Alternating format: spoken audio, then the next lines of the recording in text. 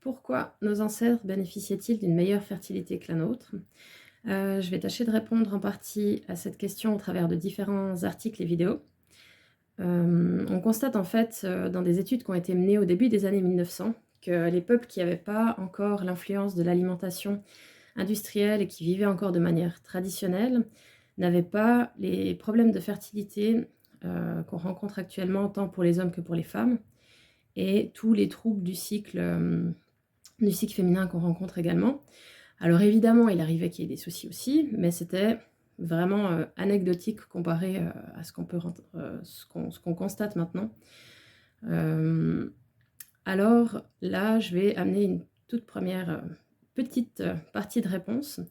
Déjà, ces peuples-là qui produisaient encore l'entier de leur nourriture, qui étaient en contact étroit avec la nature, qui vivaient en petit village, en communauté, n'étaient pas exposés à autant de toxines et de perturbateurs endocriniens qu'on rencontre dans notre quotidien actuellement.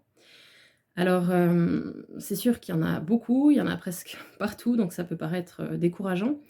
Mais je pense que ce qui est important, c'est de se rendre compte qu'en limitant, on peut déjà faire une bonne partie du boulot. Notre corps, si on lui apporte suffisamment de nutriments, qu'on réduit le stress, etc., et qu'on réduit du coup au maximum l'exposition à ces toxines, il est capable de gérer ce qui reste. Donc voilà, il faut y aller positivement.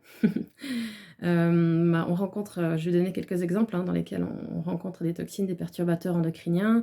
Il y a notamment les cosmétiques qui sont une très grande source d'exposition, puisqu'on s'en tartine à longueur de journée, même depuis les bébés, les enfants, etc., entre les produits de douche, les shampoings, les laits pour le corps, les soins, les parfums, tout ce qui contient des parfums.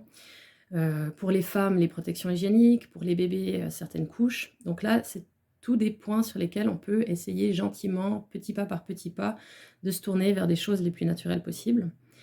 Après, il y a aussi les contenants dans lesquels on stocke notre nourriture ou dans lesquels on cuisine, où on peut réfléchir aussi à s'orienter vers des produits, des matières les plus naturelles possibles.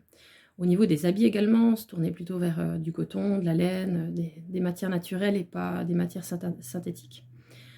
Sinon, il y a évidemment les contraceptifs et les médicaments. Donc là aussi, c'est des points vers lesquels on peut se tourner vers des méthodes naturelles quand c'est possible. Je reparlerai évidemment de tout ce qui touche à la contraception naturelle plus en détail dans différentes vidéos et articles.